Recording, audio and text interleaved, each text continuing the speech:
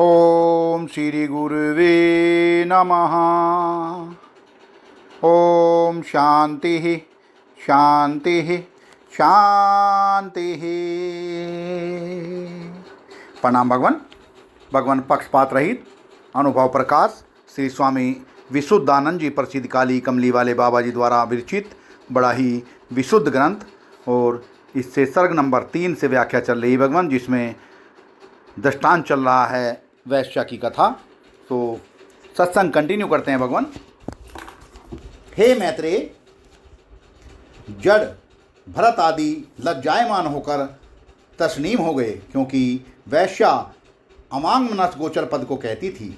इस पद में वाणी का प्रवेश नहीं, इससे तस्नीम होना ही भला था। पुनः मैंने कहा, हे वैश्या, संसार कैसे इस जीव का छूटे? वैश्या ने कहा, मैं शास्त्र वेद पढ़ी नहीं, परंतु तुम संतों में सुना है, जब परिच्छिन अहंकार आपा छूटा तब नाम रूप संसार कहाँ है। वाह भगवान वाह। जैसे सुसुप्ति मूर्छा में अहंकार नहीं तो जगत भी नहीं। परंतु मैंने कहा, हे वैश्या, अहम रूप चित्त कैसे हो? वैश्या ने कहा, हे पराशर, तू कौन है? चित्त को वश करने वाला। चित्त आदि जड़ दृश्य है व दृष्टा है। जो तू चित्त आदि दृश्य का दृष्टा है, तो तुझको चित्त के वश करने का क्या प्रयोजन है? क्योंकि चित्त आदि तो दृश्य का दृष्टा तुझको चित्त आदि दृश्य लाठी नहीं मारता है, तथा जादू मंत्र नहीं करते हैं, तेरा रास्ता नहीं रोकते हैं, तुझको जहर नहीं देते हैं, तुझको आवरण नहीं करते हैं, तथा अपना दृश्य स्वरूप और बंध मोक्ष आदि धर्म तुझको नहीं देते, अथवा तुझ दृष्टा के चित्तादि दृश्य नज़दीक भी नहीं, वरन तुझ दृष्टा को चित्तादि दृश्य अपना हितकारी जानते हैं, अहितकारी जानते नहीं। क्योंकि दृष्टा चैतन्य करके ही जड़ दृश्य की सिद्धि होती है, अन्यथा नहीं। यही दृष्टा को दृश्य उपहित करता है। तुझ दृष्टा को चित्तादि दृश्य कोई उपलम्ब भी नहीं देते कि तुम हमको ठीक नहीं प्रकाश करते। जैसे सूर्य दीपक आदि प्रकाशकों को घट पट आदि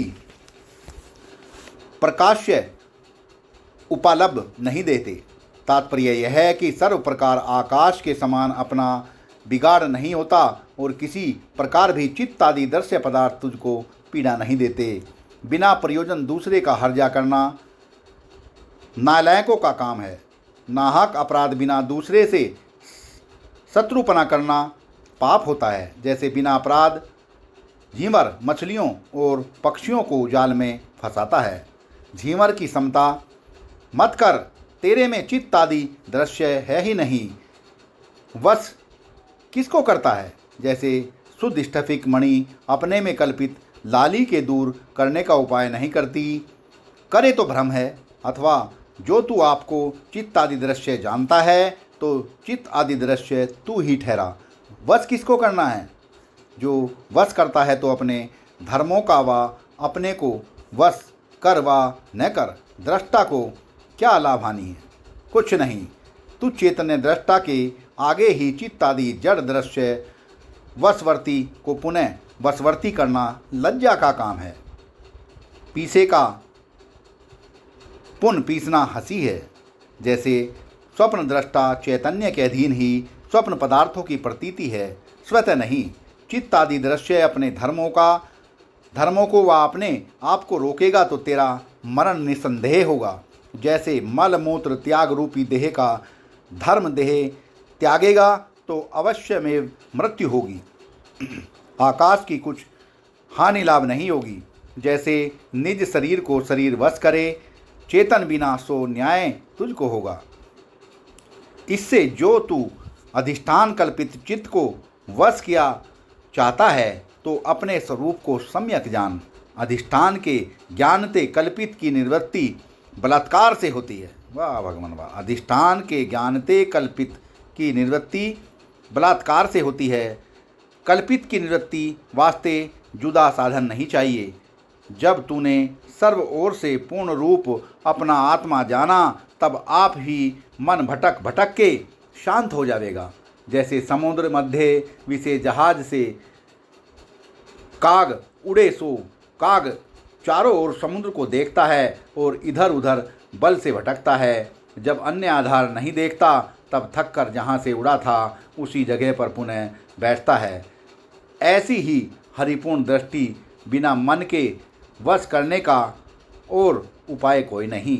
जैसे तरंग आदिकों का निज स्वरूप जल के जानने से ही तरंग आदिकों की वशीकारिता होती है, जैसे जड़ पदार्थ निज आत्मा में कल्पित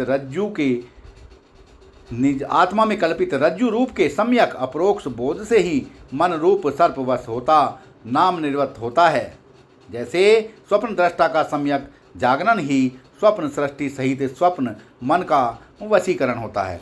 सत्संग को विराम देते हैं भगवान। प्रणाम भगवान।